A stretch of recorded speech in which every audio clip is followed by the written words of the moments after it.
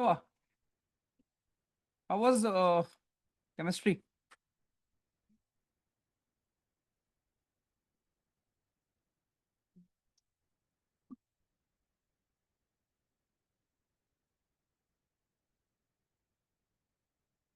हाँ भाई, केमिस्ट्री कैसे हुआ तुम लोग को?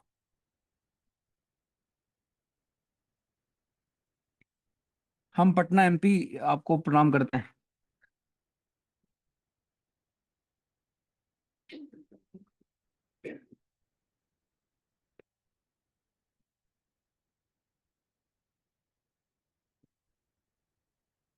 ओके, सुबह से क्या पढ़ाई हुई? बस स्टिकी नोट्स लग गए कुछ? और लगा दो यार, इधर रास्ते पूरा बिल्डिंग में लगा डालो। जहां जाते हो वॉशरूम से लेकर हर जगह। हाँ सही में। सोचो अगर एक बंदा 10 उसको आप स्टिकी नोट्स में। हाँ, लाइट नहीं है? कौन सा ये? कब से? आज से?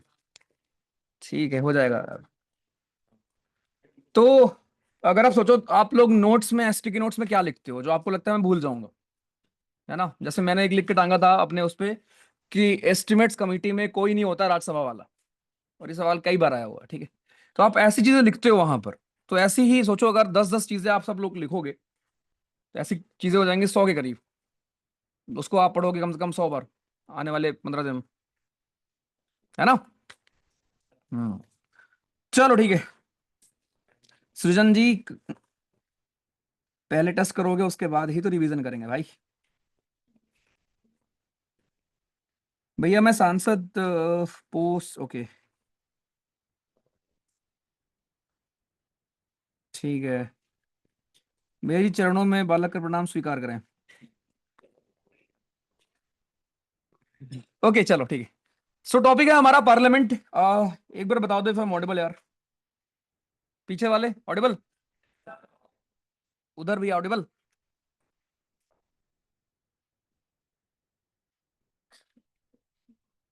पहले पढ़ेंगे, उसके बाद फिर आज का जो इंग्लिश का और केमिस्ट्री का टेस्ट था कंबाइन करके फिर हम बात करेंगे कि टॉप 10 कौन है।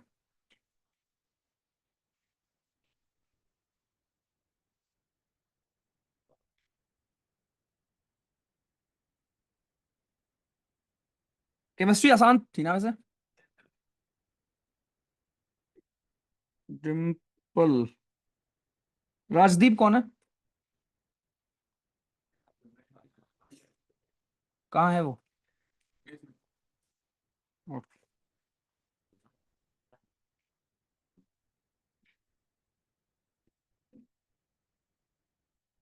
चलो ठीक है।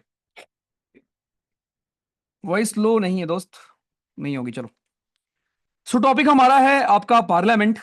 राइट, इसके पहले हमने प्रेसिडेंट और बाकी चीजें पढ़ी हुई थी। ये सब कुछ हमें मिलता है कहां पर? कौन से पार्ट में?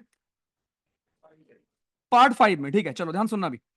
जितनी भी चीजें हमने सुनी है अभी अबाउट यूनियन, हमारे यूनियन गवर्नमेंट की चीजें दोस्तों हमें मिलती हैं पार्ट 5 में आपके।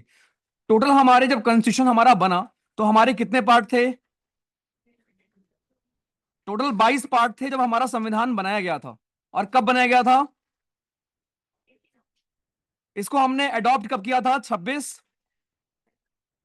अडॉप्ट कब किया था? 1949।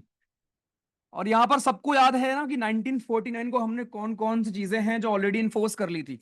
नागरिकता वाली चीजें, इलेक्शन वाली चीजें, राइट? ओके गुड, चलो। तो देखो सिंपल, हमारा हमारे देश में एक एग्जीक्यूटिव का पोर्शन होता है। समझने पर फोकस करेंगे, लिखने नोट्स की नीड नहीं है। इवन जो आपकी डिजिटल नोट्स है उससे बेहतरीन कुछ नहीं है आपके लिए रिवाइज करने के लिए, पॉलिटी खासकर। तो पॉलिटी की नोट्स नहीं बनानी होती, पॉइंटर्स लिखने होते हैं। ठीक है, कि जैसे आप पॉइंटर्स में लिखोगे कि यार ये फला फला कमेटी है, इसके इतने मेंबर होते हैं, उसका टर्म 1 साल का होता है, या मिनिस्टर मेंबर नहीं होते हैं।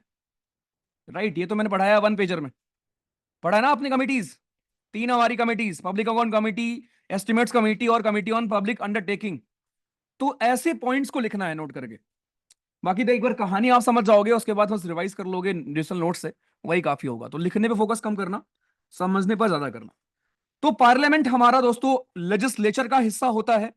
हमारे देश में हमारे चार स्तंभ हैं डेमोक्रेसी के, उसमें से एक है आपका लेजिस्लेचर, जिसका सोल पर्पस ये होता है कि ये आपका क्या बनाएगा, रूल बनाएगा, राइट, रूल को बनाएगा। जितने भी आप देखते हैं एक्ट वगैरह, यानी जो आपके बिल होते हैं, बिल पास होकर हमारे एक्ट बनते हैं पार्लियामेंट में आपके। तो हमारे देश में पार्लियामेंट की स्थापना की गई या पार्लियामेंट बनाया गया इसीलिए कि जनता सुप्रीम रहे।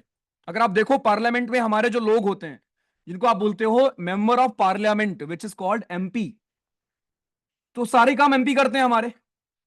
अच्छा आप ये बताओ मुझे, क्या केवल लोकसभा वाले को ही हम एमपी बोलते हैं, क्या राज्यसभा वाले को एमपी नहीं बोलते क्या? बोलते हैं दोनों को। ओके, हाँ कमेंट करके आप लोग बता सकते हो, खाली मुझे दिखेगा कमेंट आपको।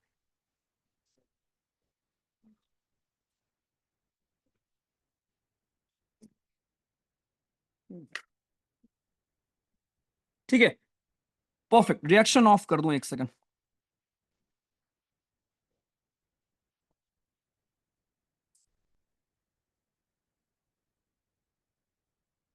ओके, अंश दोबारा ज्वाइन कर लो, वॉइस ठीक है।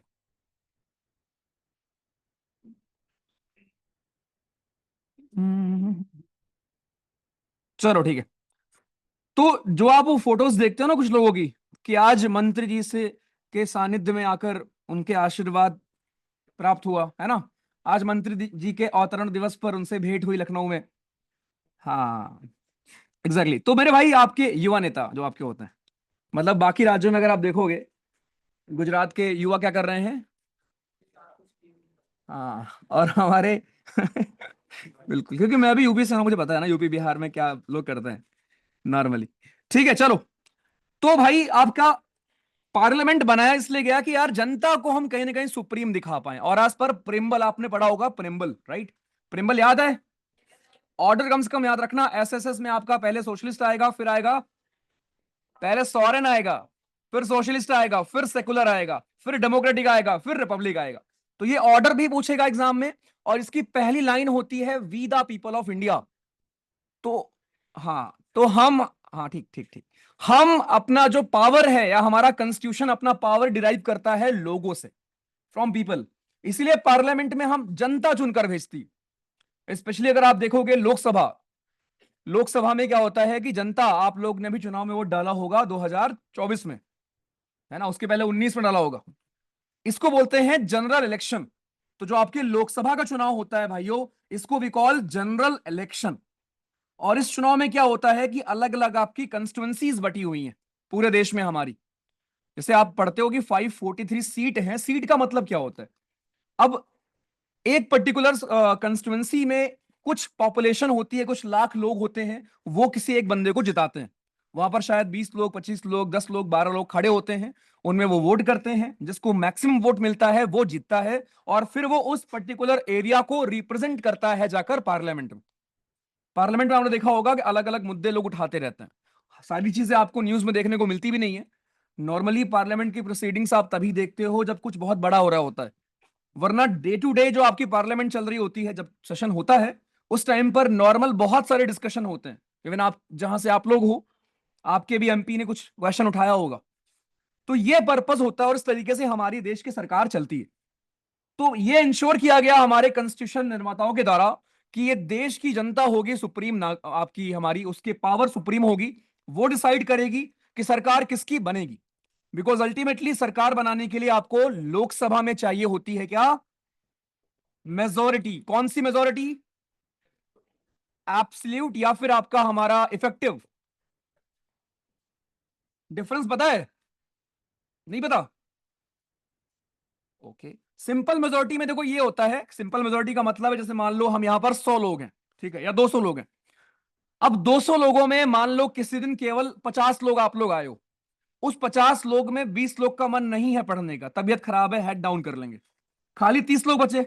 अब उस 30 लोगों ने अगर वोट डाला, तो उस 30 की जो मेजोरिटी होगी, 30 की मेजोरिटी कितनी होगी, 16, क्योंकि मेजोरिटी का मतलब 50% प्लस वन। तो 16 लोग ये हमारे हो गए simple majority, this is called simple majority.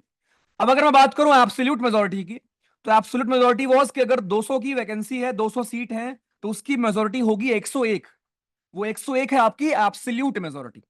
Then आता है इफेक्टिव मेजोरिटी, कि हो सकता है उस 200 में 5 सीट 10 सीट खाली हो जहां चुनाव कराना पॉसिबल नहीं था, तो इफेक्टिव स्ट्रेंथ आपके हाउस की आ गई 190 मे बी, फॉर एग्जाम्पल। अब उस 190 की जो मेजोरिटी होगी विच विल बी 96, वो 96 आपकी होगी इफेक्टिव मेजोरिटी।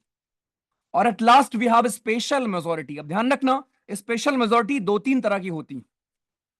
जब आप अपने प्रेसिडेंट साहब को इंपीच करते हो, उसमें जो आपकी स्पेशल मेजोरिटी लगती है वो लगती है 2/3 of the total strength of your house. इसको लिख लो, प्रेसिडेंट को इंपीच करने में स्पेशल मेजोरिटी लगती है 2/3 of the total strength of your house. लेकिन अगर आप कॉन्स्टिट्यूशन को अमेंड कर रहे होते हैं तो वहां पर स्पेशल मेजोरिटी लगती है 2/3 of the present and voting plus 50% strength कम से कम उसके फेवर में हो। लिख दे रहा हूं मैं, और ये लिख रखा है तुम लोगों ने, याद है ना भाई ये सब? अंशुल, लोकसभा, हाँ भैया ये तो बताया था, हाँ ठीक है, बट याद रखना।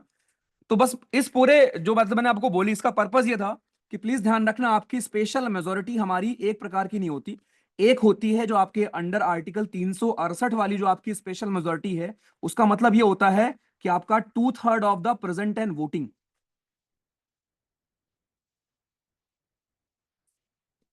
और इसके साथ में कम से कम 50% स्ट्रेंथ के लोग उस फेवर में हो।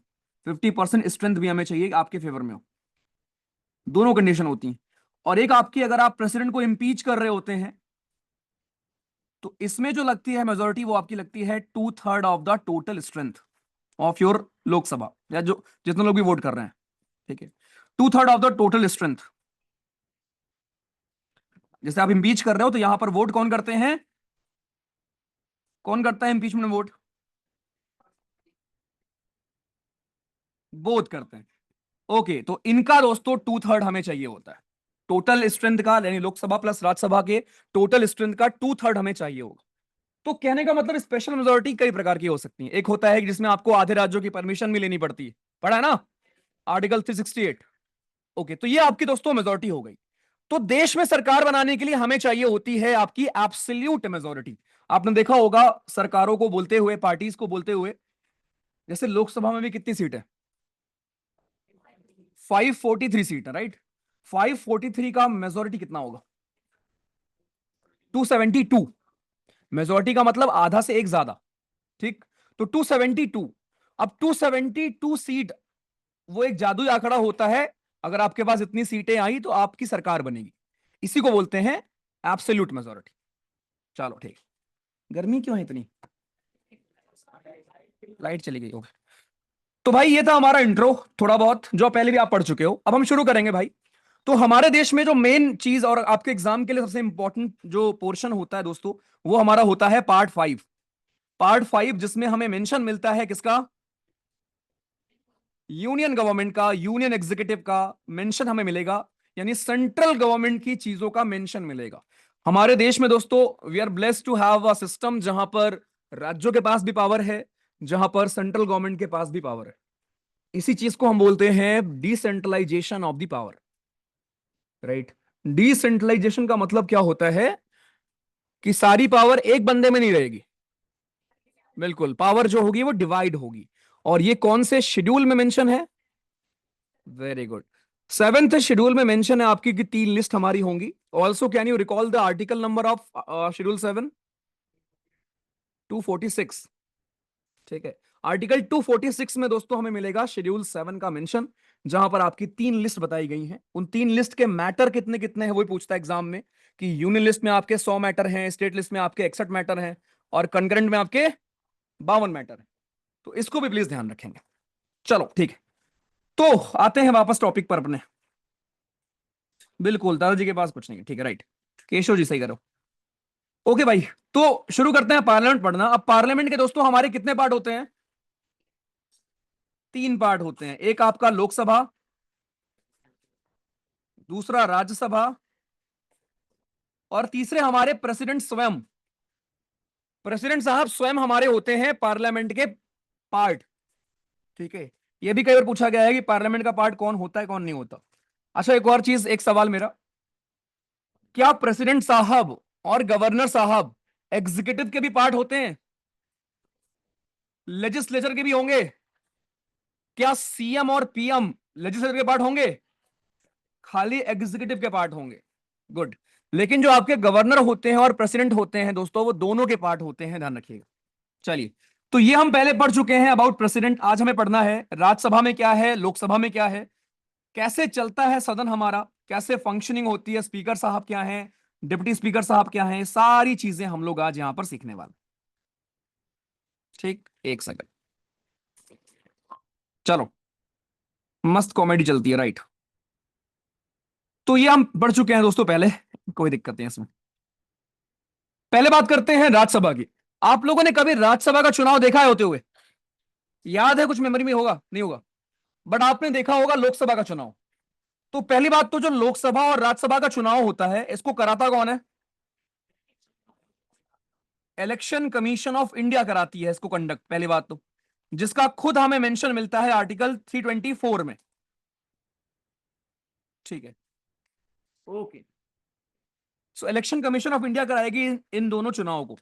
अब लोकसभा के चुनाव में क्या होता है कि जनता डायरेक्ट वोट डालती है, बट राज्यसभा के चुनाव में जनता वोट नहीं करती, वहां पर हम इनडायरेक्टली चुनते हैं एमपीज को। और इनडायरेक्टली चुनने का मतलब ये होता है कि जैसे हमने राज्यों में एमएलए चुन के भेजे होते हैं, राइट। इतना तो पता होगा ना आपको बेसिक, कि राज्य में एमएलए होते हैं, सेंट्रल में एमपी होते हैं। तो जो एमएलए हमने चुने हुए हैं राज्यों में, वो लोग जो है वो राज्यसभा के लिए वोट करते हैं। ठीक। और जैसे आपके लोकसभा का चुनाव फिक्स टाइम पर होता है, अनलेस की सरकार गिर जाए, वरना 5-5 साल पे होता है। लेकिन जो आपका राज्यसभा सॉरी लोकसभा का चुनाव आपका 5-5 साल पर होता है। बट जो आपका राज्यसभा का चुनाव होगा, राइट, वो होता रहता है, जहां वैकेंसी आएगी वहां हो जाएगा। यूपी में सीट खाली है, गुजरात में खाली है, तो अलग अलग जगह पर ना अलग अलग टाइम पर होता है, बिकॉज वहां पर रिटायरमेंट एज अलग होती है, वहां पर टर्म जो है ऐसा कुछ डिफाइंड नहीं है। बट वहां पर हर 1/3 मेंबर आपके हर दूसरे साल रिटायर हो रहे होते हैं, तो वहां अलग कहानी है। तो उसी के बारे में हम पढ़ेंगे। पहले एक चीज समझ लो कि मैक्सिमम स्ट्रेंथ आपके राज्यसभा की है 250। ठीक, लेकिन करंट में इसकी स्ट्रेंथ 245 ही है, जिसमें से 229 लोग आते हैं राज्यों से, 4 लोग आते हैं यूटी से। क्या आप मुझे बता सकते हो कि ये 4 लोग किस यूटी से आते हैं?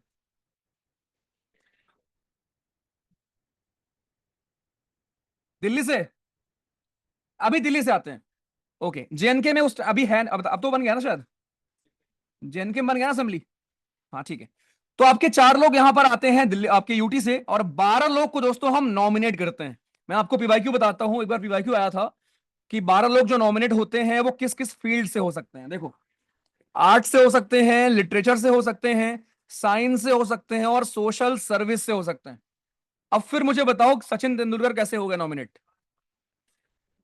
आपको पता है ये लोग अपने आप को आर्टिस्ट बोलते हैं, जो आपके स्पोर्ट्स पर्सन है ना, वो आर्टिस्ट बोलते हैं, इससे बहुत टैक्स बचता है, समझे। तो ये आर्ट की फील्ड से जाते हैं, आर्ट, लिटरेचर, साइंस और सोशल सर्विस, ये हमारे 4 फील्ड हैं, जहां से 12 लोग को नॉमिनेट कौन करेगा? प्रेसिडेंट साहब। ठीक है, चलो नेक्स्ट। अब यूएसए में हर राज्य के पास इक्वल रिप्रेजेंटेशन होती है, जो उनका सीनेट होता है। लेकिन भारत में दोस्तों it is on the basis of population. तो ये एक पॉइंट लिखना कि राज्यसभा में जो सीटों का बंटवारा है, it is on the basis of population. इसका मतलब ये हुआ कि जिस राज्य में ज्यादा लोग होंगे, उस राज्य में ज्यादा सीट होंगी राज्यसभा की। मुझे बताओ मैक्सिमम सीट किस राज्य में है? मैक्सिमम सीट है राज्यसभा में यूपी में, और बाकी के 3 आप सर्च करके आएंगे। महाराष्ट्र होगा, या फिर बिहार होगा, या फिर कुछ और होगा, तमिलनाडु होगा। ठीक है, ध्यान रखना। Okay, next. हमारा जो शेड्यूल है, आपके शेड्यूल 1 2 3 4 5 6 7 8 9 10 11 12, ठीक है, वी हैव 12 शेड्यूल। 12 शेड्यूल में आपका जो शेड्यूल नंबर 4 है, उसमें मेंशन हमें मिलता है सीटों के बंटवारा का, कि यार किस राज्य को कितना सीट हम देंगे, यूपी में इतनी सीट, वहां इतनी सीट। तो बस एक चीज बस ध्यान में रखना, एग्जाम में ना ऐसे स्टेटमेंट पूछेगा आपसे कि क्या हमारे देश में इक्वल रिप्रेजेंटेशन है, हर राज्य का क्या इक्वल सीट है? नहीं, लेकिन पॉपुलेशन वाइज इक्वल दिया गया है। ऑल्दो ये बहुत पुराने मेथड के हिसाब से है, अभी हमारी पॉपुलेशन बहुत बढ़ चुकी है। अभी हमारा सेंसस फिर से होगा 26 में ना, 26-27 में। जब ये सेंसस हो जाएगा तो ये सब चेंज हो जाएगा आपका। ठीक है, आपका तो हो चुका होगा तब तक, अटेम्प्ट खत्म या सिलेक्शन, ठीक है। तो आपको तो नहीं पढ़ना पड़ेगा, लेकिन जो आपके बाद की जनरेशन होगी उन्हें शायद कुछ ना कुछ नई पॉलिटी पढ़ने को मिलेगी आफ्टर 2027। चलो ठीक है, तो ये चीज ध्यान रखना। ओके, अमेरिका में कोई भी बंदा नॉमिनेटेड नहीं होता, जैसे भारत में 12 होते हैं, ठीक। अच्छा, क्या राज्यसभा में भी होते हैं क्या नॉमिनेटेड लोग? सॉरी, लोकसभा में भी होते हैं क्या? लोकसभा में पहले होते थे एंग्लो इंडियन 2 लोग, लेकिन फिर उनको हमने रिमूव कर दिया। कौन से अमेंडमेंट से? तो एक हमने 104th अमेंडमेंट लेकर आए थे, जिससे हमने क्या किया, रिमूव कर दिया था। पहले हमारे एंग्लो इंडियन लोगों को हम नॉमिनेट करते थे लोकसभा में, अब ये नहीं है। चलो, केवल दिल्ली, पुडुचेरी और जम्मू कश्मीर के पास रिप्रेजेंटेशन है राज्यसभा में, ठीक, क्योंकि यहां यहां असेंबलीज हैं। इन राज्यों में दोस्तों आपको असेंबली मिलेंगी, ठीक। जम्मू कश्मीर में पहले नहीं थी, अब यहां पे हो गई। मेंबर्स आर इलेक्टेड बाई, अब ये ध्यान सुनना, चुनाव कैसे होता है। जो आपके देखो, लोकसभा का चुनाव हमें पता है, बट जो राज्यसभा का चुनाव होता है उसके मेंबर आपके चुने जाते हैं by means of proportional representation. President का चुनाव कैसे होता है? सेम, ध्यान रखना। तो मैं यहां लिख दे रहा हूं और एग्जाम में यही पूछेगा तुमसे। जो हमारे राष्ट्रपति का चुनाव होता है, या उपराष्ट्रपति का चुनाव होता है, या दोस्तों राज्यसभा का चुनाव होता है, या स्टेट में काउंसिल का चुनाव होता है, ठीक है, ये चुनाव आपके होते हैं on the basis of proportional representation,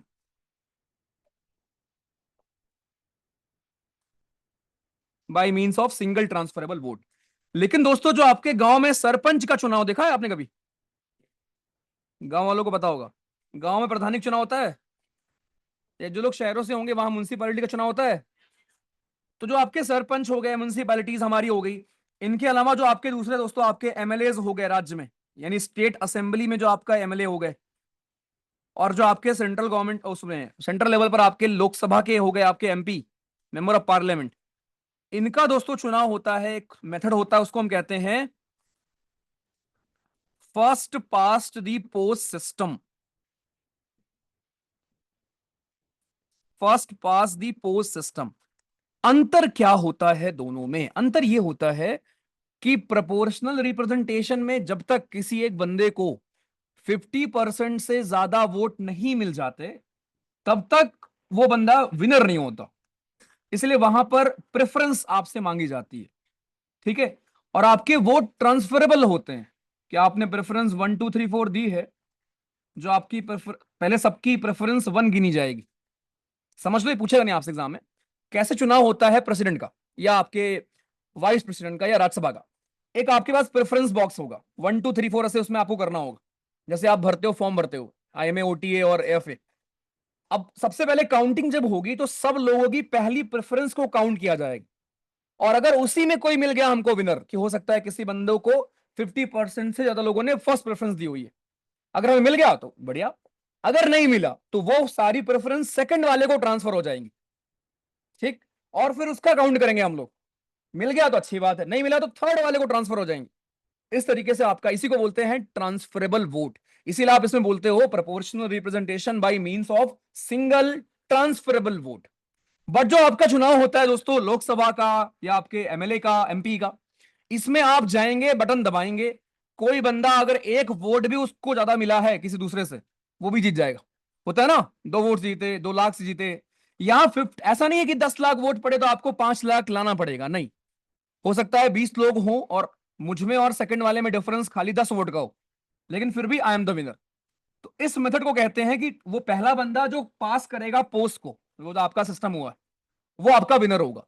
तो इसीलिए इसको बोलते हैं first pass the post system, और ये इसको बोलते हैं प्रोपोर्शनल रिप्रेजेंटेशन। खत्म।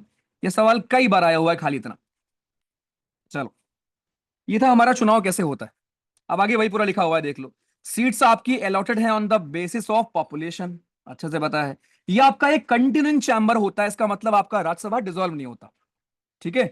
उसमें अगर सीट खाली होती जाएगी, नए लोग आते रहेंगे, आते रहेंगे, आते रहेंगे, ऐसा कुछ नहीं है कि वो आपका डिसॉल्व नहीं होता, लाइक योर लोकसभा, ठीक। Retiring member are eligible for re election. Bharat में ऐसा है कि आप कुछ पद को छोड़कर, जैसे यूपीएससी के चेयरमैन हो गए, ठीक है, कुछ पद को छोड़कर मेजोरिटी ऑफ द पद में आप री इलेक्ट होकर आ सकते हो। और स्पेशली जो आपके पॉलिटिकल पद हैं, प्रेसिडेंट, पीएम, सीएम, गवर्नर, जितनी मर्जी आप उतनी बार बन सकते हो, कोई लिमिट नहीं होती। ठीक, खत्म। ये आपका लोकसभा भाइयों, लोकसभा की मैक्सिमम स्ट्रेंथ है 552, लेकिन अभी ये जब से अमेंडमेंट हुआ है तो 550 हो गई है। लेकिन करंट स्ट्रेंथ आपके दोस्तों 543 है, अगर मैं आज के हिसाब से बताऊं। अच्छा, ये डिफरेंस क्यों है 5-7 वोट का? हाँ भाई, कौन कौन क्या लगता है, कहाँ के एरिया हमारे खाली हैं? पीओके के आसपास का एरिया खाली है। कुछ रिपीट नहीं करने वाला अंशुल, टांग दूंगा तुमको, ध्यान रखना। मैं कान खोल के सुनना, ठीक है? एक बार, 4 बार खुद रिपीट कर रहा हूं मैं। किसी ने अगर रिपीट बोला ना, टांग दूंगा मैं यहाँ पे। हमारा कॉन्स्टिट्यूशन यूएस से क्यों कंपेयर करते हैं? अरे भाई, नॉर्मली जिसने कुछ अच्छा किया है किसी फील्ड में, आप उसी से कंपेयर करोगे ना अपने आप को। बिल्कुल। ओके, तो ये आपका हो गया दोस्तों हमारे लोकसभा के बारे में। ठीक है, इसकी स्ट्रेंथ क्या है? अच्छा, अभी हमारी कौन सी लोकसभा चल रही है? 18वीं, 17वीं, 16वीं, 19वीं, 18th या 19th? 18th लोकसभा चल रही है। 18th लोकसभा के दोस्तों आपके हमारे स्पीकर कौन है? ये मैंने ऑनलाइन पढ़ाया है तुम्हें, एक क्वेश्चन कराया था। 18th हमारे ओम बिरला है। अच्छा, 17th के कौन थे? 17th लोकसभा के स्पीकर हमारे दोस्तों कौन थे? ओम बिरला थे। 16th के कौन थे? सुमित्रा महाजन जी। अच्छा, 15th के?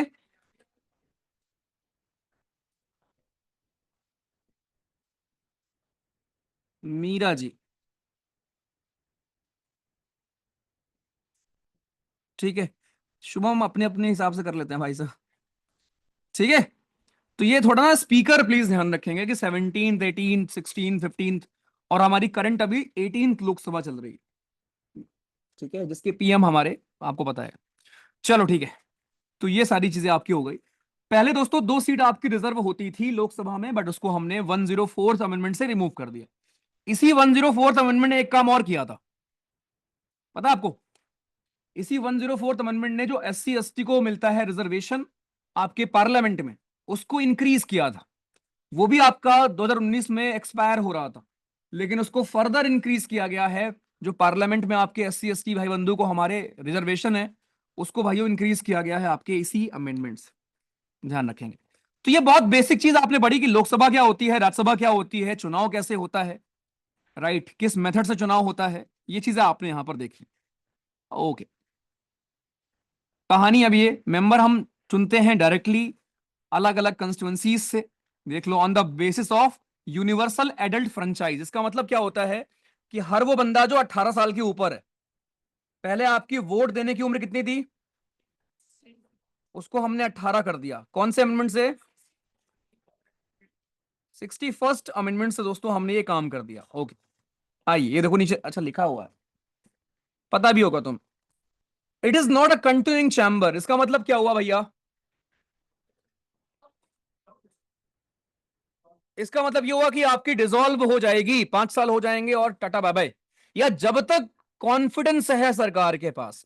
कॉन्फिडेंस का मतलब मेजोरिटी। कौन सी मेजोरिटी? Absolute majority. यानी पूरी कहानी सोचो ये है कि सरकार के पास अगर नंबर है तभी वो चल पाएगी। इसीलिए सरकारें ना बोलती हैं पूर्ण बहुमत की सरकार बनाओ, 2/3 बहुमत से जीतेंगे इस बार, अब की बार। नहीं नहीं, अब की बार 90 पार। हम अपना बात कर रहे हैं ना, अब की बार 2000 पार सिलेक्शन। ठीक है, तो इस ये सब पर्पस होता है। लेकिन देखो इस बार जो हमारी सरकार भी चल रही है वो कोलिशन की सरकार है। कोलिशन का मतलब होता है गठबंधन। सोचो अगर हमारे एग्जाम में अलाउड हो जाए ये गठबंधन कि 90 कट ऑफ है, आप ला सकते हो गठबंधन से। होना चाहिए ना भाई, अगर सरकार बन सकती है। हाँ, लेकिन फिर अफसर किसको बनाएंगे? दोनों को? अच्छा, एक कंधे में उसके, एक कंधे में उसके। क्यों नहीं, क्यों नहीं? अच्छा, कंधों से याद आया, लास्ट सुपर 100 में एक था नीरज। तुम्हें कैसे बताओ? अच्छा, ही गॉट इन, मतलब बेसिकली ही गॉट रिकमेंडेड। तो वो मतलब ऐसा बंदा था कि कुछ नहीं आता था उसको, है ना सुषमा? मतलब पर्सन अच्छा था, बस वो इंपॉर्टेंट है। ठीक है, शैतान बहुत था, है ना, बट वो चीज वॉज गुड फॉर हिम। इसलिए मैं आपको बोलता हूँ कि जो हो ना भाई, ठीक है, ऐसा नहीं है कि जो बड़े हंसमुख हैं वही रिकमेंड होंगे, या जो बहुत शांत रहते हैं वही रिकमेंड होंगे, ठीक है, या जो कॉन्वेंट स्कूल वाले होंगे वही होंगे, या खाली हिंदी मीडियम वाले ही होंगे। अगर ऐसा होता तो फिर मेंशन होता, ठीक है। You will see people from different different backgrounds, different different origin, right, different different profession. कोई इंजीनियर है वो भी हो रहा है, किसी ने खाली बीए किया है वो भी हो रहा है। तो सिर्फ मैटर क्या करता है कि आपको जो अपॉर्चुनिटीज मिली लाइफ में आपने उसमें क्या किया, और नहीं कर पाए तो क्या इतनी करेज है, जो कि आपकी एक एलक्यू है, कि आप एक्सेप्ट करके फिर से काम करना शुरू कर पाओ। कि मॉक में नंबर नहीं आए तो क्या आपने बैठकर एनालिसिस किया, इसको बोलते हैं करेज। तुमको क्या लग रहा है करेज का, एलक्यू का मतलब क्या होता है कि गोली चला लेगा क्या? वो सिखा देंगे तुम्हें। करेज इज, अगर गलती मानने की, एडमिट करने की करेज है तो फिर हर चीज की करेज है। इंप्रूव करने की अगर करेज है तो फिर बस। चलो, ओके। तो गठबंधन की सरकार का मतलब क्या है? जैसे अभी मेजोरिटी के लिए आपको 272 चाहिए था, अब एक पार्टी को नहीं मिला, ठीक है, तो उस पार्टी ने दूसरी पार्टी से संपर्क किया कि भैया कुछ तुम दे दो, कुछ तुम दे दो, कुछ तुम दे दो। तो जो करंट में भारत में सरकार है वो गठबंधन की सरकार है, कोलिशन की सरकार है, ग्रुपिंग है, उनकी सरकार है बेसिकली। एक पार्टी को मेजोरिटी नहीं मिली हुई है, मल्टीपल पार्टी मिलकर बेसिकली कर रही है। ठीक है, चलो, तो यहां पर बोला गया है कि ये कंटिन्यूइंग चैम्बर है और तब तक रहता है जब तक सरकार के पास मेजोरिटी होती है। जो नॉर्मल टर्म होता है 5 साल होता है, लेकिन अगर मान लो उसके पहले ही मेजोरिटी नहीं है तो फिर वहीं पर सरकार आपकी गिर जाएगी। आगे, टर्म्स कैन बी एक्सटेंडेड। अब ये इमरजेंसी जब हम पढ़ेंगे तो आप देखोगे कि जब नेशनल इमरजेंसी हमारा लगता है उस टाइम पर आप बढ़ा भी सकते हो टर्म, क्योंकि चुनाव कैसे होंगे भाई देश में? अगर देश में इमरजेंसी लग रखी है तो चुनाव कैसे होगा? ठीक, आइए, ये दो चीजें तो मैं आपको और बताई कि 104 से हमारा क्या हुआ था, एक ये ध्यान रखेंगे। और प्रोपोर्शनल रिप्रेजेंटेशन सिस्टम हम यूज करते हैं प्रेसिडेंट के लिए, वाइस प्रेस के लिए, इलेक्शन टू राज्यसभा के लिए, और इलेक्शन टू राज्यों में जो आपकी काउंसिल होती है। कितने राज्यों में काउंसिल हैं?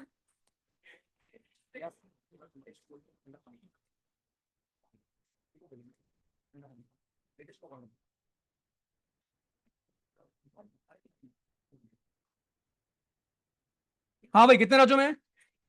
क्या जम्मू कश्मीर में भी है? जम्मू कश्मीर में नहीं है, ठीक है, पहले थी। ओके, तो ध्यान रखना। और ये चीज प्लीज ध्यान रखो कि 104th अमेंडमेंट। अच्छा, ये 104 का मतलब क्या है? आपके इतने अमेंडमेंट हो चुके हैं, राइट। कॉन्स्टिट्यूशन जो हमारा बना था 1950 में, जब वो कमेंस हुआ था, तब से लेकर आज तक 100, अब तो 6 हो गए होंगे ना, 106, 106 बार हमने अमेंड कर दिया उसको। उसका ये मतलब 106 बार पास हो चुका है। और अगर आप बिल नंबर देखोगे तो 126 27 तक होगा, लेकिन एक्ट देखोगे तो 104 है। इसका मतलब ये है कि बाकी के 20 शायद पास नहीं हुए होंगे। ठीक, आइए, क्वालिफिकेशन वेरी सिंपल। पहला, अगर आपको बनना है एमपी, किसी के मन में ख्याल है ऐसा कुछ? अच्छा, आपको लगता है जो ये नेता लोग होते हैं, क्या ये बचपन से इनका ये सपना होता होगा? मतलब कोई बोलता है स्कूल में कि मैं बनूंगा एमपी? प्रधानमंत्री तो बोल देते होंगे ना, प्रधानमंत्री बोल देंगे, राष्ट्रपति बोल देंगे। तुम्हें बनना है? ये बताओ, हु वाज राजकुमारी अमृत कौर? तो क्या बनोगी? हु वाज, गाइस, कौन था? बेस्ट, क्या? First, okay, first health minister women, ठीक है। तो भाई एमपी बनने की देखते हैं जरा क्या होती है कंडीशन। पढ़ाई वाला तुमको नहीं मिलने वाला यहां पर, ठीक है, कितने परसेंट हो तभी दे पाओगे, होना चाहिए ना। एफकैट में होता है 60%, यहां भी होना चाहिए 60%। तो एलिजिबल ही नहीं होंगे फिर तो कोई ना। मतलब द बेस्ट पार्टीज की यार सोचो। आप सोचो किसी, आप नौकरी में हो और उसके रूल्स आप बनाते हो कि सैलरी कितनी होगी, कब हम रिटायर होंगे, कैसे जाएंगे, कैसे नहीं जाएंगे। कितना सही है। पता है, कुछ राज्य ऐसे हैं जहां पर पंचायत के चुनाव में ऐसी एलिजिबिलिटीज लाई गई थी कि 10वीं पास बंदा हो। 10वीं पास लाई गई थी। हरियाणा में हुआ था। गुड, राइट, लेकिन उसको हटा दिया गया फिर, क्योंकि वही फुलफिल नहीं हो पा रहा है कि 10वीं पास हो। सोचो। तो भारत के नागरिक हो, पहली बात तो आप। दूसरा, ओथ आप ले, शेड्यूल 3 में मेंशन है दोस्तों हमारा ओथ। ठीक, कि मैं, नाम जो भी है, भारत का नागरिक शपथ लेता हूं कि मैं विधि द्वारा स्थापित, जो भी है, ठीक, भारत के संविधान के प्रति अपनी सच्ची श्रद्धा या निष्ठा रखूंगा मैं। बहुत सारा है, ठीक है। तो आप उसको फॉलो करो जो कि कितने लोग करते हैं पता नहीं। नॉट लेस देन 30 ईयर, यानी अगर आपको राज्यसभा का मेंबर बनना है भैया, तो आप कम से कम 30 साल के हो। अगर आपको लोकसभा का बनना है तो आप कम से कम 25 साल के हो। अगर आपको राज्यों में एमएलए बनना है तो सेम 25 साल के आप हो। राज्यों में अगर आपको मेंबर ऑफ काउंसिल बनना है, एमएलसी जिसको बोलते हैं, तो 30 साल के आप हो। अगर आपको बनना है प्रेसिडेंट तो 35 साल के हो मिनिमम, ये सारी मिनिमम है। अगर आपको बनना है वाइस प्रेसिडेंट तो 35 साल के आप हो। ठीक, और अगर आपको अपने गांव का सरपंच बनना है तो आप 21 साल में ही चुनाव लड़ सकते हो सरपंच का। ये बेसिक एलिजिबिलिटीज है हमारे देश में। तुम्हें लगता है कभी भारत में, गिलास दे देना आपको, भारत में कभी संभव है कि कोई 35 साल का बनेगा तुम्हारा राष्ट्रपति, या कोई 26 साल में बन गया पीएम? जस्ट इमेजिन 26 साल 30 साल में कोई पीएम अगर बन रहा है तो क्या सही चीज होगी, है ना। बट भारत में क्या है ना यार, कि हमारा थोड़ा अलग कहानी है। बराड़ सर एक लिख रहा है ओवर एज का क्राइटेरिया पूछ रहा है, कोई नहीं भाई, कोई ओवर एज नहीं है। नंबर ऑफ अटेम्प्ट्स फिक्स नहीं है, जितनी बार चाहो उतनी बार। एक्सपीरियंस होना चाहिए, हाँ चलो ठीक है, एक्सपीरियंस मानता हूं, बट फिर भी 40 साल तो बहुत है ना, कि 40 साल में बना दो। बट हमारे देश में बनते हैं 60 साल 70 साल वाले, क्योंकि युवा हमारे युवा नेता बन रहे हैं वो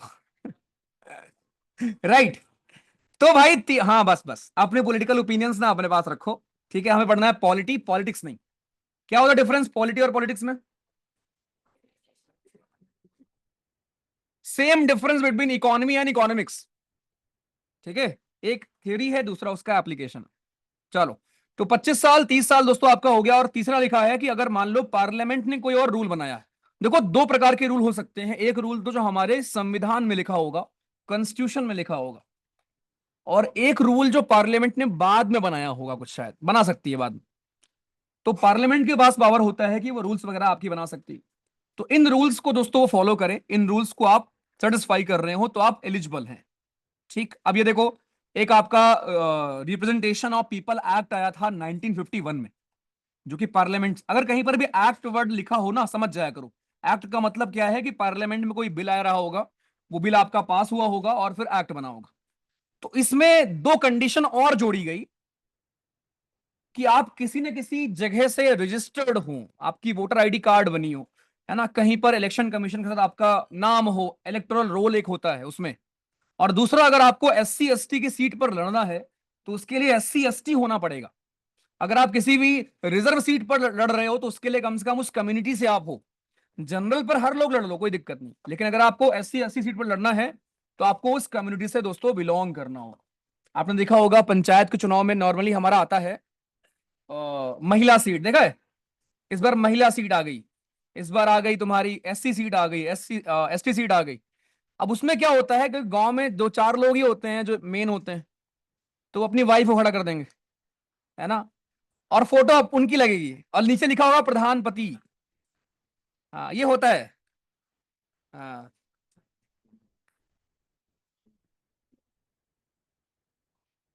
ठीक है, एग्जैक्टली तो हमारे देश में यही है भाई, कि महिलाएं जीतती तो हैं, बहुत कम कंस्टिट्यूंसीज ऐसी हैं जहां पर अगर महिला जीती है तो वो काम काज संभाल रही है, बहुत कम।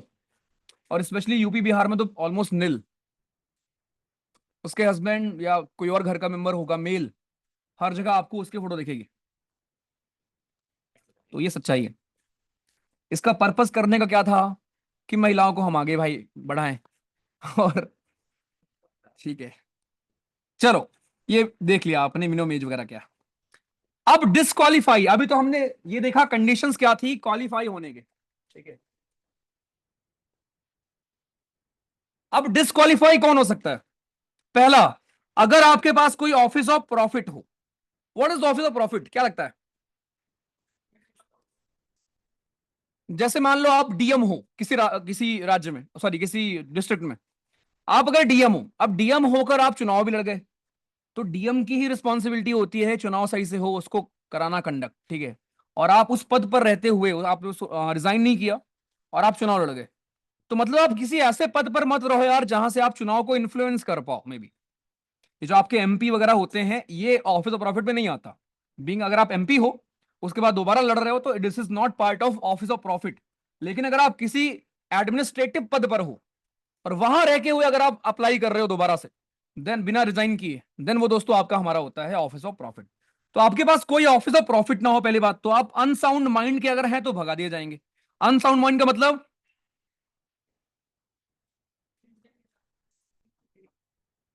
दिमाग खराब हो आपका, कोई भी निर्णय आप ले लो।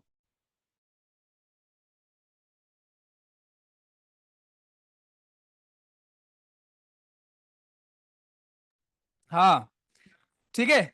अनसाउंड माइंड कि अगर आप हैं या आपको बेसिकली कोर्ट ने प्रूफ किया हो, ठीक है। ये तीसरा, एन अनडिस्चार्ज इंसॉल्वेंट, इसका मतलब होता है दिवालिया, विजय माल्या, ठीक है। ब्रोक हैं आप, अंग्रेजी में एक वर्ड होता है ना ब्रोक, क्या मतलब होता है इसका?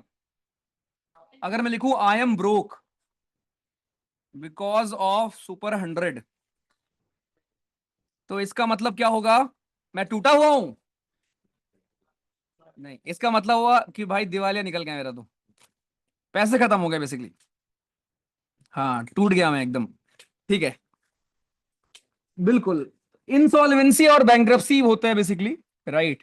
या फिर आपको अगर ऐसा कुछ है तो बस भारत के आप नागरिक अगर नहीं है तो, या मान लो आपने कोई और रूल जो पार्लियामेंट ने बनाया हो चुनाव में आपने उसको अगर फॉलो ना किया हो, तो इन सभी केसेस में भाइयों आपको भगा दिया जाएगा, आप डिस्क्वालीफाई हो जाएंगे एमपी के पद से। आइए, अब ये कुछ कंडीशंस हैं, बड़ी आसान है, कुछ है नहीं, देखो।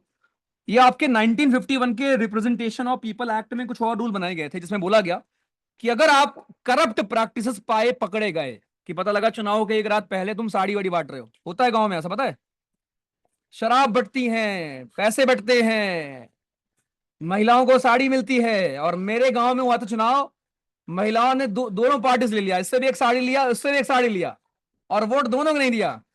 ठीक है, तो ये भी होता है गांव में। हाँ, सब बटता है। तो क्या आपको बोला ये गया, अगर आप कोई भी ऑफेंस करते हुए पकड़े जाते हो, ऐसा कुछ, या कोई भी ऐसा क्राइम आपने किया है जिसके लिए आपको बेसिकली कन्विक्ट कर दिया गया है 2 या उससे ज्यादा सालों के लिए, तो भी आप एलिजिबल नहीं हो।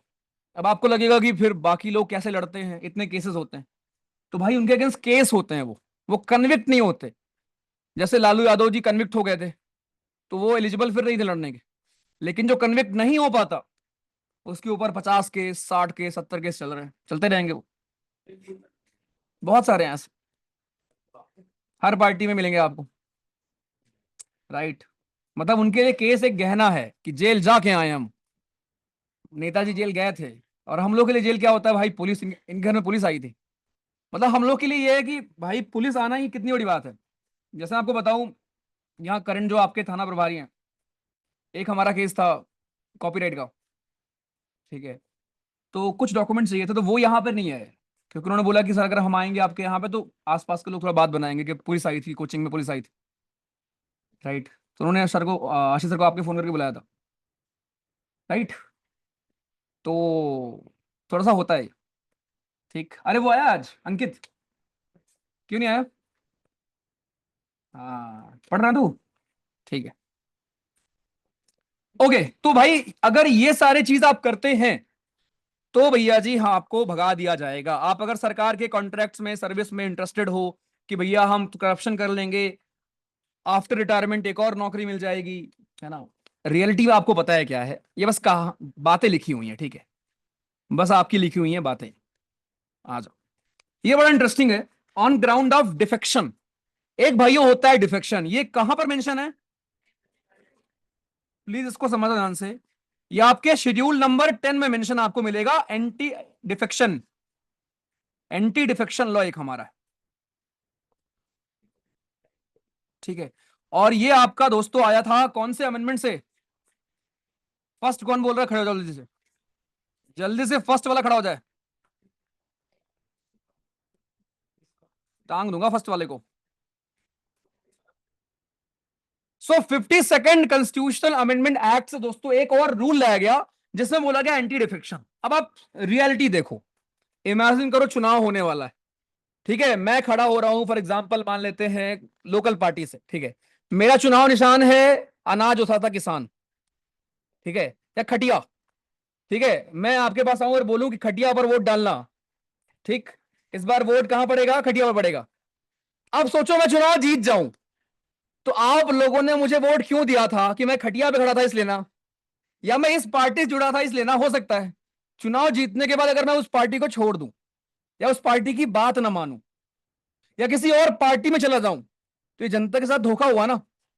तो इन सभी केसेस में हम हो जाएंगे डिस्क्वालीफाई, मेरी सीट चली जाएगी, चाहे मैं एमपी हुआ, एमएलए हुआ, कुछ भी हुआ, खत्म। ये दोनों के ऊपर अप्लाई होता है, तो मेरी सीट खत्म। तो यहां पर वही लिखा है कि डिफेक्शन किन पे लगता है और किन पे नहीं लगता। पहले उन पे लगेगा जो अपनी पार्टी की मेंबरशिप को खुद से छोड़ दे, कि भाई इस पार्टी में मजा नहीं आ रहा, मैंने अंतरात्मा की आवाज सुन ली, दूसरी पार्टी में जाऊंगा मैं, ठीक। तो आप अगर एमएलए थे, एमपी थे उस पार्टी से, तो टाटा बाय बाय हो जाएगा आपका, ठीक, आपकी मेंबरशिप चली जाएगी। सेकंड केस, अगर आप वोट करने से मना करते हो, आपके दोस्तों राज्यों में या पार्लियामेंट में क्या होता है? वोटिंग होती है, बिल्स जब आते हैं उस पर वोटिंग होती है ना। कोई भी रूल अगर आप बनाते हो भाइयों, तो पार्लियामेंट में वोटिंग होती है, और वो पास होता है मेजोरिटी से, कुछ बिल सिंपल से, कुछ बिल स्पेशल से। तो पार्लियामेंट या असेंबली में दोस्तों आपकी पार्टी जारी करती है एक विप, सुना क्या? Whip, right. आपको जान के हैरानी होगी, विप जो होता है एक पर्सन होता है, विप कोई नोटिफिकेशन नहीं होता, विप इज अ पर्सन। जिस पर्सन का काम होता है ये इंश्योर करना कि कल के दिन अटेंडेंस बरकरार रहे। जैसे मान लो अगर मैंने इसको यमनम को बना दिया विप, तो यमनम कल इंश्योर करेगा कि 100 के 100 लोग आएंगे, ये उसकी ड्यूटी रहेगी। तो पार्टीज क्या करती हैं, जब वो विप इशू करती हैं कि भाई यार ये देखो ये बिल आने वाला है, हम लोग को इस पर वोट करना है, अगर आप उस पार्टी के डायरेक्शंस के अगेंस्ट जाओगे तब भी आपकी मेंबरशिप चली जाएगी, ठीक, क्योंकि जिस पार्टी ने आपको जिताया आप उसके अगेंस्ट जा रहे हो, तो फिर उस पद का कोई काम नहीं। तीसरा, अगर आप इंडिपेंडेंट मेंबर हो, इंडिपेंडेंट का मतलब क्या होता है कि आप किसी पार्टी से जुड़े हुए नहीं हो, निर्दलीय बोलते हैं इनको, आप किसी दल में नहीं हो, बीजेपी में नहीं हो, कांग्रेस में नहीं हो, आम आदमी में नहीं हो, एसपी में नहीं हो, बीएसपी में नहीं हो, बीएसपी में तो कोई नहीं है, ठीक है, तो किसी भी अगर आप दल में है, सॉरी नहीं है, इसको बोलते हैं इंडिपेंडेंट। अब जीतने के बाद आप किसी दल को ज्वाइन कर लें, इस केस में भी आपकी सीट चली जाएगी। हो सकता है जनता ने आपको इसलिए वोट दिया था कि आप किसी दल के पार्ट नहीं थे, बट जीतने के बाद अगर आप चले जाओगे किसी में, तो उनके साथ गद्दारी हो गई, चलिए। लास्ट केस, अगर आप एक नॉमिनेटेड मेंबर हो, स्पेशली राज्यसभा में होते हैं 12 लोग नॉमिनेट, अगर इन 12 में से कोई कल के दिन कोई पार्टी ज्वाइन कर ले आफ्टर 6 मंथ, देन वो भी आपका डिस्क्वालीफाई हो जाएगा। इसका मतलब ये हुआ कि आप 6 महीने तक अगर कोई पार्टी ज्वाइन करते हैं तो कुछ नहीं होगा, लेकिन उसके बाद अगर ज्वाइन करेंगे तो फिर आपको रिमूव कर दिया जाएगा। तो ये सारे दोस्तों आपके ग्राउंड्स थे जहां पर आपको डिफेक्ट कर दिया जाएगा। और जरा मुझे ये बताओ, ये सारे डिसीजंस लेगा कौन?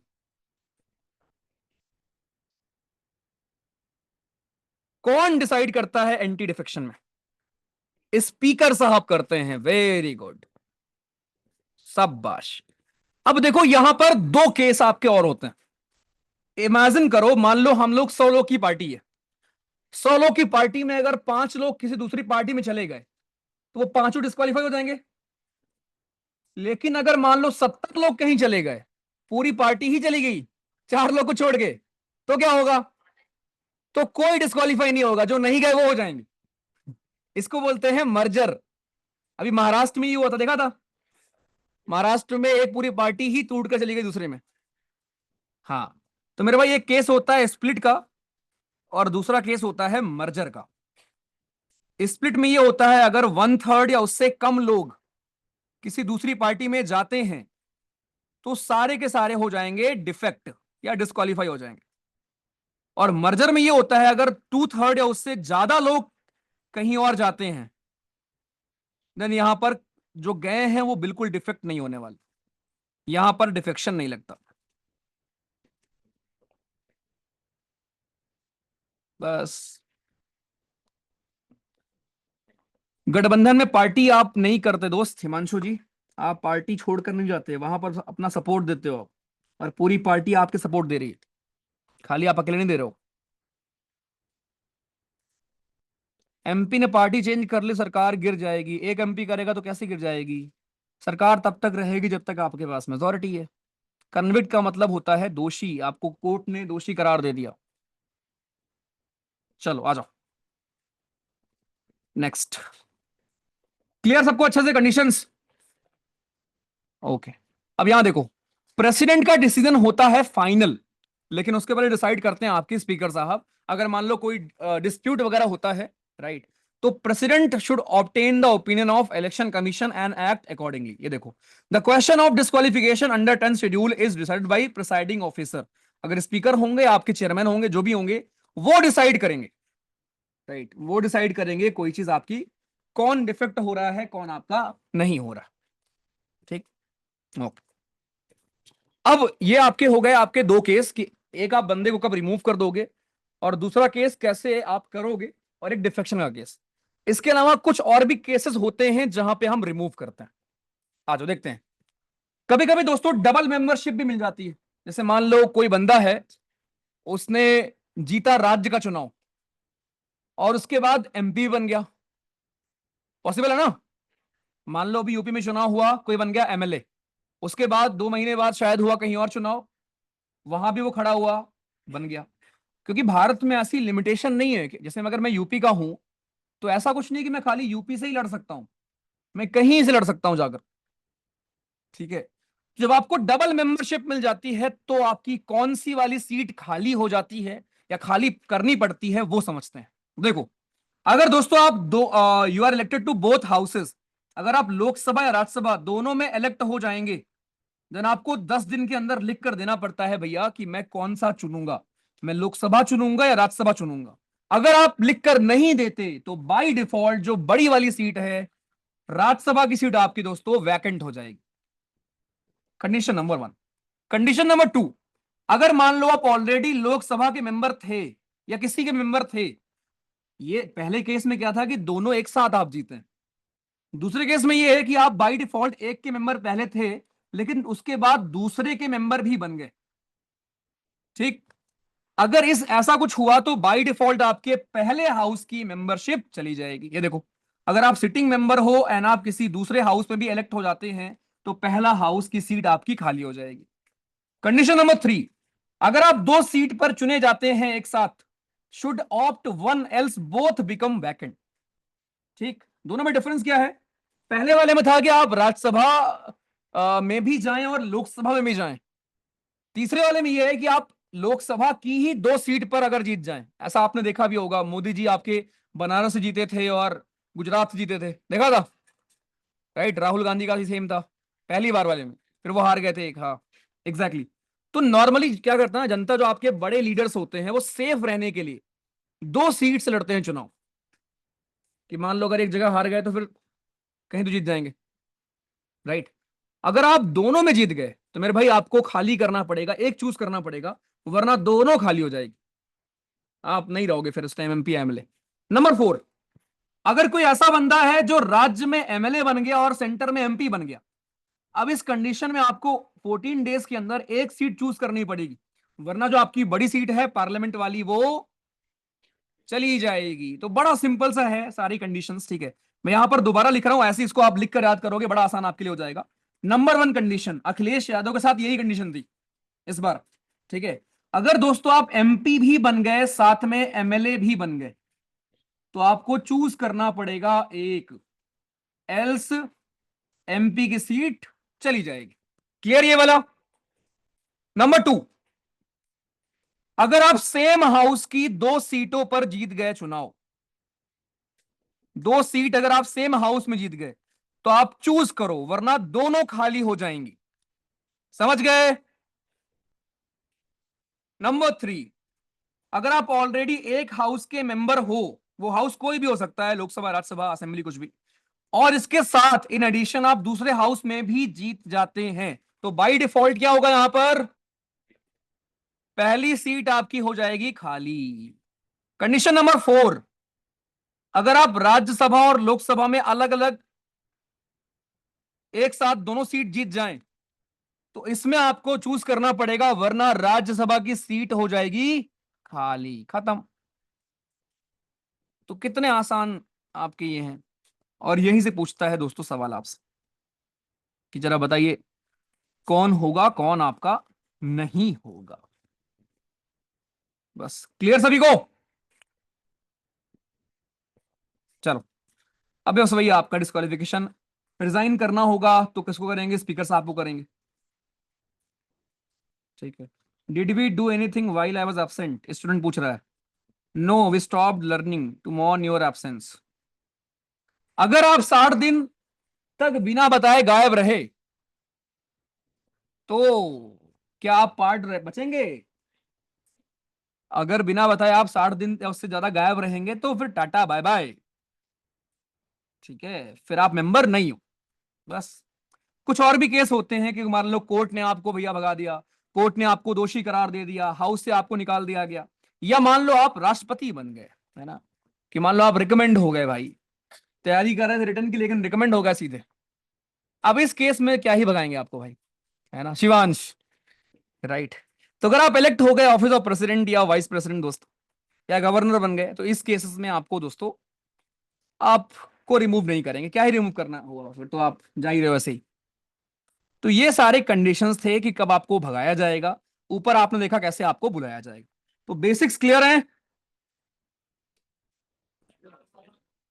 किसको नींद आ रही है?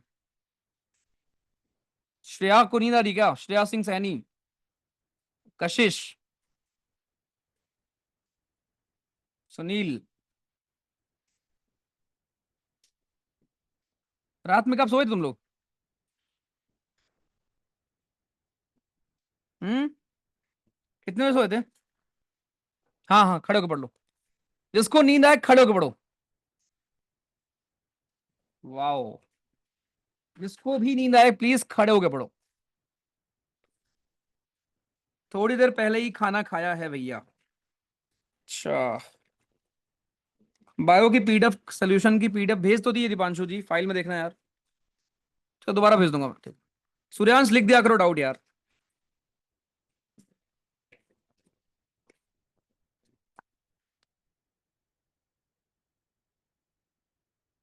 श्रुति आराम से हो जाएगा।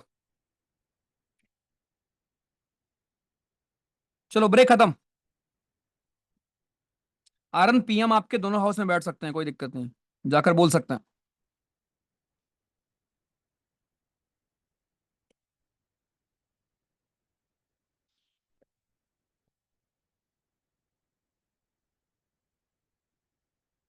चलो आ जाओ। ओथ ओथ कौन दिलाएगा इनको? बट उनकी जगह पर दिलाते हैं आपके जो होते हैं स्पीकर, प्रोटम स्पीकर, अभी आप आगे पढ़ोगे, उनका ही काम होता है। ठीक है। अच्छा, आप मुझे ये बताओ, जो आपके स्पीकर बनते हैं, तो क्या स्पीकर बनने के बाद वो शपथ लेते हैं? स्पीकर की कोई ओथ नहीं होती, ध्यान रखना। क्यों? बिकॉज वो ऑलरेडी एमपी की ओथ ले चुका होता है। गुड। तो यहां पर वही लिखा हुआ है। सैलरी वगैरह भैया जी कौन डिसाइड करता है? पार्लियामेंट डिसाइड करेगी। बाकी ये फंड से आता है पैसा, मैं आपको भी आगे सिखाऊंगा इस फंड्स में होता क्या है। चलो, अब हमें पढ़ना है दोस्तों एक एक करके प्रिसाइडिंग ऑफिसर्स के बारे में। पहले हम पढ़ेंगे चेयरमैन ऑफ राज्यसभा, जिसके बारे में आप पढ़ चुके हैं। कौन से आर्टिकल में मेंशन मिलता है हमारे राष्ट्र उपराष्ट्रपति का? 62 या 3? 63। ओके, तो आर्टिकल 63 में मेंशन मिलता है हमारे उपराष्ट्रपति जी का। Very good. ठीक है। तो मेरे भाई उपराष्ट्रपति बाय डिफॉल्ट क्या होते हैं? Chairman of Rajya Sabha. ओके, यही वहां पर वही लिखा है। इनको आप रिमूव कैसे करोगे? कौन सी मेजोरिटी से? आपकी रमाकांत ने गलत लिखा होगा, कुछ जगह पर लिखा हुआ है एब्सोल्यूट मेजोरिटी। हाँ, वो भी सिंपल भी गलत लेकर लिखा है तो इफेक्टिव मेजोरिटी लिखा होगा या लिखा होगा मेजोरिटी ऑफ देन मेंबर्स, ये सही है। तो भाई इनको आप रिमूव करेंगे फ्रॉम हिज ऑफिस ओनली। देखो आप चेयरमैन को रिमूव तभी कर सकते हो जब आप ये वाइस प्रेसिडेंट नहीं होंगे। जो बंदा होगा वाइस प्रेसिडेंट वो बंदा बाय डिफॉल्ट चेयरमैन होगा ही होगा, वो पद बनाया इसलिए गया आपका। Unlike speaker chairman is not member of house, इसीलिए जब ज्वाइंट सेशन होता है, क्या chairman of Rajya Sabha preside joint session, only speaker can preside joint session. अगर वो नहीं है तो डिप्टी स्पीकर, वो नहीं है तो डिप्टी चेयरमैन, वो नहीं है तो पता करो कहां गए हैं सब, क्योंकि 4-5 लोग गायब क्यों हैं। ठीक है, आओ। Like speaker chairperson of Rajya Sabha can not vote. अब ये कास्टिंग वोट क्या होता है, देखो जैसे मान लो कि मैं आपको यहां पोल दूं कि आज तुम लोग इतनी मेहनत कर रहे हो, आज मैं तुमको पिज्जा मंगाऊं या फिर बर्गर मंगाऊं।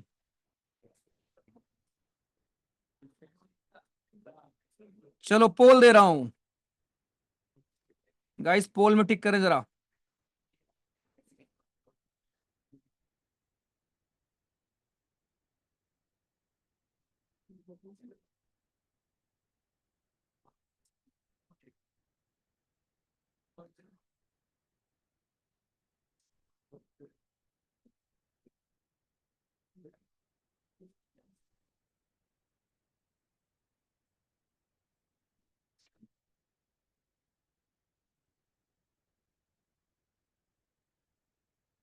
शांत रहो प्लीज।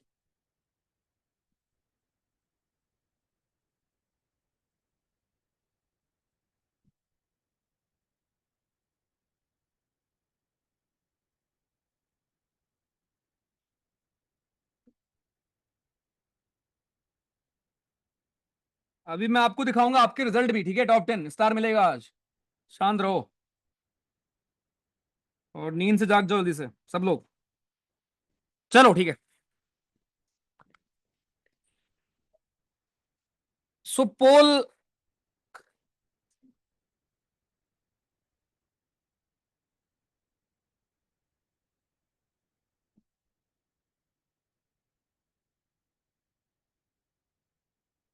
देखो पोल में आया है नतीजा 50-50, ठीक है।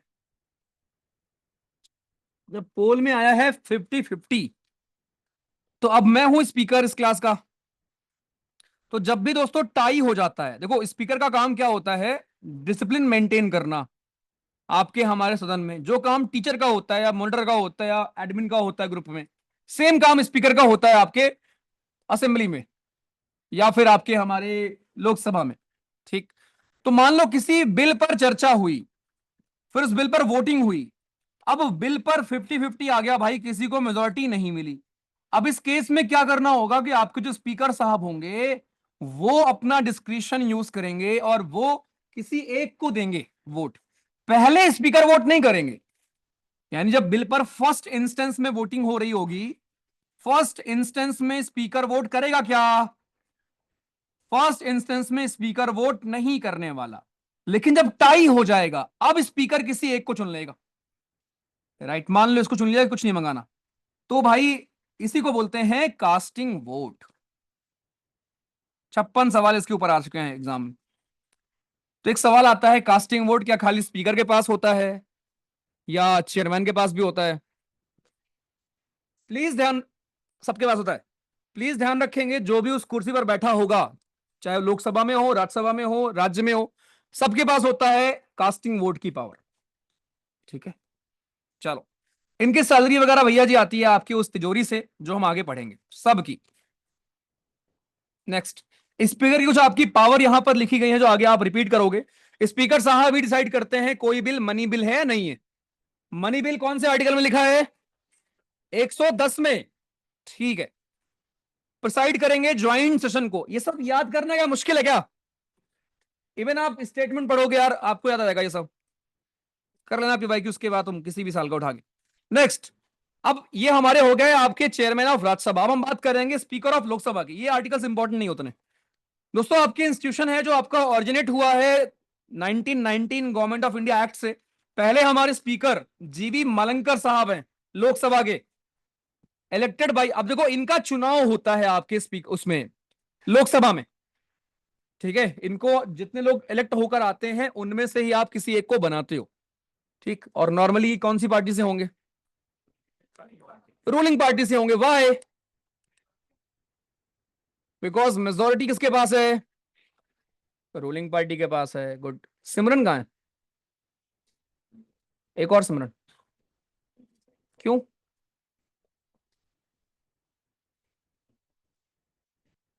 एक सेकंड जरा वेट करना।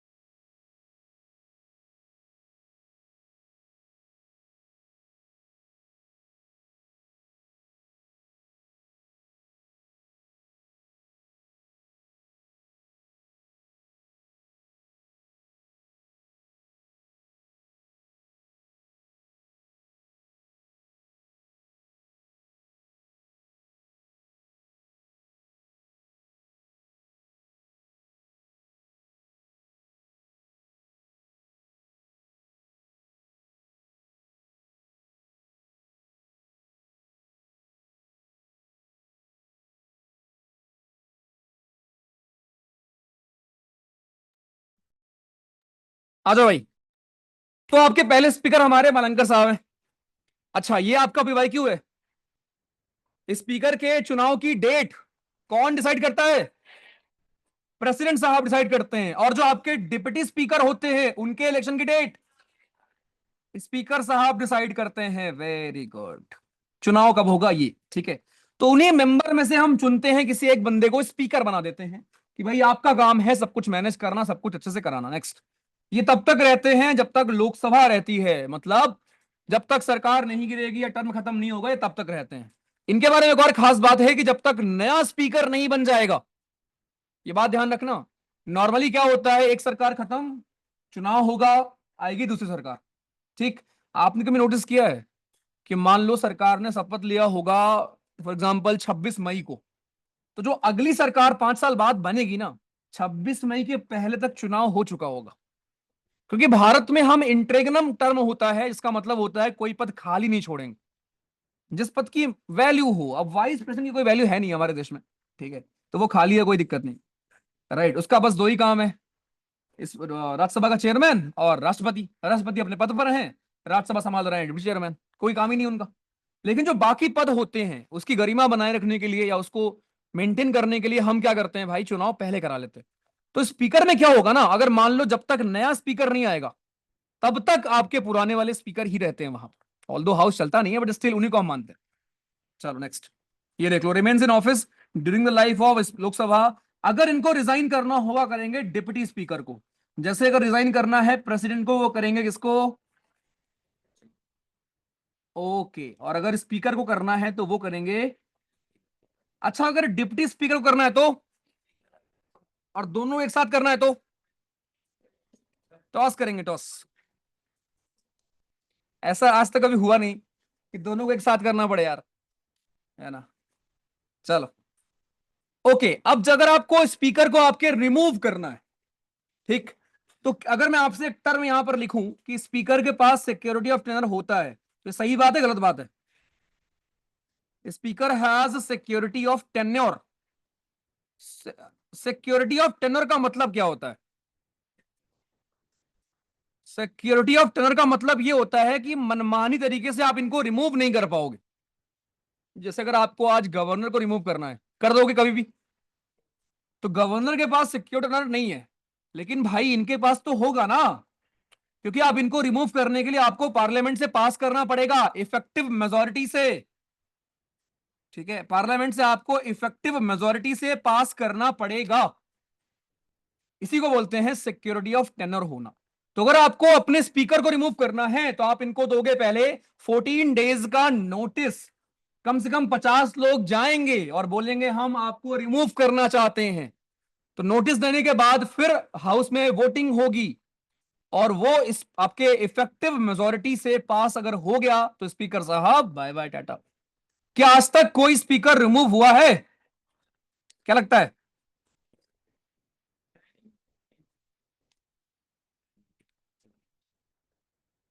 मेरे पीठ पीछे क्या है?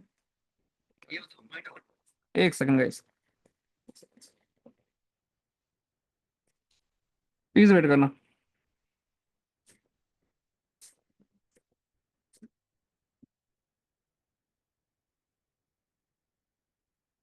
मैम, बरार सर ने कोई वीडियो पोस्ट की है क्या?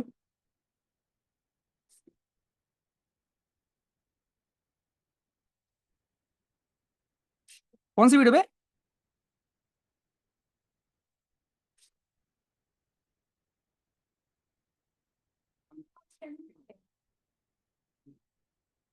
चंडीगढ़ करियर ग्रुप पे? नहीं तो बोलो कॉपीराइट ऐसा देंगे ना, अगर मेरी कोई वीडियो गई चंडीगढ़ करियर ग्रुप पे तो ऐसा कॉपीराइट देंगे, बता देना सर को अपने, कि उसके बाद उस नाम से कुछ चैनल बन नहीं पाएगा टेलीग्राम पे। चलो ठीक है, वापस। ओके। विप का मतलब जयेश एक पर्सन होता है यार, जो इंश्योर करता है सब कुछ काम। तो भाई स्पीकर के पास आपके सिक्योरिटी ऑफ टेनर बिल्कुल होता है, ध्यान रखेंगे। रिमूव कैसे करेंगे पता है? क्या मुझे कोई बताना चाहेगा कि हम कैसे रिमूव करते हैं सुप्रीम कोर्ट के जज को, या कैसे रिमूव करते हैं इलेक्शन कमिश्नर को, चीफ को? हाँ, स्पेशल मेजोरिटी से, राइट। गुड, ध्यान रखिएगा। चलो भैया आगे। जब भी, अच्छा ये बताओ, जब हम स्पीकर को रिमूव कर रहे होंगे उस टाइम पर कुर्सी पर स्पीकर बैठे होंगे? हम तो उस बंदे को भगा रहे हैं ना भाई, तो वो नहीं बैठा होगा। तो अगर स्पीकर पर वो बंदा नहीं बैठा तो क्या उसके पास कास्टिंग वोट की पावर होगी? नहीं होगी। फिर क्या वो पहले इंस्टेंस में वोट कर पाएगा? क्योंकि वो नॉर्मल एमपी है ना उस टाइम पर। गुड। तो यहां पर वही लिखा है कि जब भी रिमूवल की हम बात कर रहे होंगे अपने स्पीकर की, तो वो हाउस को प्रिसाइड नहीं करने वाले, लेकिन क्योंकि वो एमपी भी हैं तो वो वोट कर पाएंगे, बोल पाएंगे, सब कुछ कर पाएंगे, और एज अ नॉर्मल एमपी वो वोट कर पाएंगे। बस यहां पर वही लिखा है। ये वही लिखा है कि अगर मान लो नए स्पीकर नहीं बन पाए तब तक रहेंगे जब तक नई लोकसभा ना आ जाए। पावर क्या होता है? एडमिन का पावर, काम क्या होता है? डेकोरम मेंटेन करना, राइट। आपके हमारे उसमें पार्लियामेंट में, लोकसभा में कोई काम काज है उसको प्रिसाइड करेंगे, सब कुछ करेंगे। कास्टिंग वोट होता है। ज्वाइंट सेशन को करते हैं प्रिसाइड, आगे अभी मिलेगा आपको। इवन कभी कभी आपके दोस्तों होती है सीक्रेट सेटिंग आपके पार्लियामेंट में, उसको भी कर सकते हैं आपके प्रिसाइड। डिसाइड करते हैं कोई बिल मनी बिल है या नहीं है, वो इन्हीं का होता है और इनका डिसीजन होता है फाइनल। ठीक। डिसाइड करते हैं डिस्क्वालिफिकेशन केस, ये सारी इनकी स्पेशल पावर है। ये आपके हमारे अपॉइंट करते हैं, जितनी भी पार्लियामेंट्री कमिटीज हैं उनके चेयरमैन को अपॉइंट करते हैं, कौन बनेगा चेयरमैन। और जो कुछ आपकी कमिटीज हैं, business advisory committee, rules committee, इनके बाय डिफॉल्ट चेयरमैन भी आपके होते हैं। तो पूरा वही काम है जो एक एडमिन का होता है दोस्तों हमारे ग्रुप्स में। ठीक। आइए नेक्स्ट, नॉट इंपॉर्टेंट ना। अब हम कैसे, हमने इंश्योर किया कि स्पीकर आपके इंडिपेंडेंट हो? पहले बताओ आपको क्या लगता है, क्या स्पीकर इंडिपेंडेंट होते हैं? हाँ। कभी देखा है आपने पार्लियामेंट में कैसे काम का चलता है? कोई डिबेट देखी है? स्पीकर साहब का रूल देखा है उसमें? देखो वो, हाँ, वो पर्सन टू पर्सन भी वेरी करता है। मैं आपको सच बताऊं, ये ऐसे पद हैं अगर सच में इंसान चाहे तो बहुत अच्छा कर सकता है, पार्शियल ना हो पाए। लेकिन बात ये होती है ना कि फिर ऐसा बंदा बनेगा ही नहीं स्पीकर। ठीक है। स्पीकर एक रिवॉर्ड होता है। ठीक, आप पार्टी में बहुत अच्छा कर रहे हो, पार्टी के लिए बहुत लॉयल रहे हो, तो आपको पार्टी एक रिवॉर्ड देती है कि हम आपको स्पीकर बनाएंगे, हम आपको गवर्नर बनाएंगे इस राज्य का, होता है। सच्चाई है ये। बट हमारे संविधान के हिसाब से संविधान ने भरपूर कोशिश की है इंश्योर करने की भाई स्पीकर अच्छे से काम करना। संविधान ने उसको सिक्योरिटी ऑफ टेनर दिया है कि तुम्हें रिमूव नहीं कर पाएंगे ये लोग। लेकिन पता है कि मेजोरिटी इसके पास है, सरकार के पास है। तो अगर आप सरकार के अगेंस्ट जाओगे तो फिर देख लो। ठीक। दूसरा, सैलरीज जो है वो फिक्स कर रखी है कि तुम्हारी सैलरी कम नहीं कर पाएंगे। तीसरा, जो भी ये बोलेंगे आपके हमारे, इवन इनके लिए नहीं, आपके सब एमपी के लिए होता है कि जो भी आप हाउस में बोलोगे वो किसी कोर्ट में क्वेश्चनेबल नहीं होता। राइट, सदन में आप जो भी बोल रहे हो वो बाहर डिस्कस नहीं होता। ठीक, इसलिए आपने देखा होगा एक बार बोलते हैं रिकॉर्ड एक मेंटेन होता है, जो जो आप जो जो वर्ड बोलोगे हर एक वर्ड डॉक्यूमेंटेड होता है पार्लियामेंट में। इसलिए कई बार आपने देखा होगा कुछ लोग बोलते हैं कि हाँ ये रिकॉर्ड में नहीं जा रहा है, या ऐसी भाषा का इस्तेमाल मत करो, इसको रिकॉर्ड से हटवा दो, ऐसी बातें सुनते होंगे आप डिबेट वगैरह। ठीक, तो यहां पर वही लिखा है कि यार हमने इंश्योर तो बहुत करने की कोशिश की है कि आपके हमारे इलेक्शन कमीशन हो या आपके जितने भी कॉन्स्टिट्यूशनल पद हैं कि सब पार्शियल ना हो, बट कोई भी सरकार हो, सरकारें दुरुपयोग बिल्कुल करती हैं, वो आपको पता है। अच्छा मुझे बताओ, इलेक्शन कमीशन के जो हेड होते हैं चीफ, उनको इलेक्ट कैसे करता है? एक कमिटी करती है इलेक्ट, उस कमिटी में कौन कौन होता है?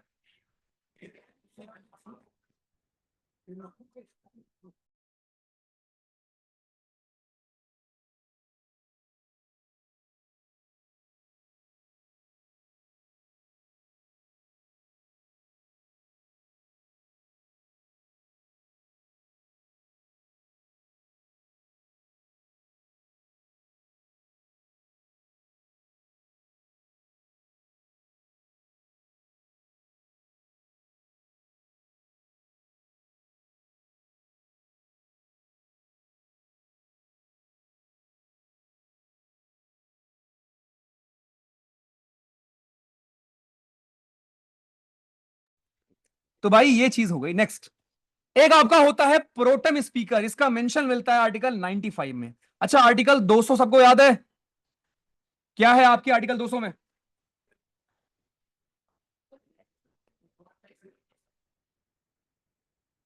गवर्नर बिल को करते हैं reserve for consideration of president, and that case फिर गवर्नर का रोल खत्म हो जाता है। ठीक है, फिर डायरेक्ट प्रेसिडेंट आपके राज्यों से बात करते हैं, सब कुछ वीटो। जिन्होंने क्लास नहीं देखी देख लेना भैया पुरानी, आ जाओ। तो ये आपके प्रोटेम स्पीकर का मतलब क्या होता है कि जैसे ही नई लोकसभा बनी, अब डे वन मान लो आप लोग यहां पर आओगे, तो मैं, मुझे नहीं बताना कौन अच्छा है अभी कौन खराब है ना, तो मैं किसको बनाऊं मॉनिटर? तो जो सीनियर मोस्ट होगा मैं उसको बना दूंगा मॉनिटर। राइट, कि इमरान एक काम करो तुम बन जाओ मॉनिटर, है ना? तो सेम आपका होता है प्रोटेम स्पीकर में कि आप किसी एक सीनियर मोस्ट को बना देते हो प्रोटेम स्पीकर। नॉर्मली ऐसा रूल नहीं है, इस बार तो रूल फॉलो भी नहीं होने वाला, बट नॉर्मली कन्वेंशन है कि यार आप जो आपके सीनियर मोस्ट होते हैं, चाहे वो रूलिंग के हो या अपोजिशन के हो, आप उनको बना दोगे प्रोटेम स्पीकर डे वन पे। तो जब तक स्पीकर इलेक्ट नहीं होता नया, तब तक वो कामकाज संभालते हैं, ओथ दिलाते हैं, ये सारा काम होता है आपके प्रोटेम स्पीकर का। तो he is a temporary speaker आपके, जो नई सरकार बनने के बाद बनते हैं सबसे पहले, ध्यान रखेंगे, वही यहां पे लिखा हुआ। Next, okay. अब दोस्तों आपने पढ़ लिया स्पीकर, डिप्टी स्पीकर, अरे सॉरी, स्पीकर पढ़ लिया आपने, चेयरमैन पढ़ लिया, दोनों हाउसेस में होता क्या है वो पढ़ लिया, और उसको रियल लाइफ से आपने एसोसिएट भी कर लिया। यहां तक सभी को क्लियर है?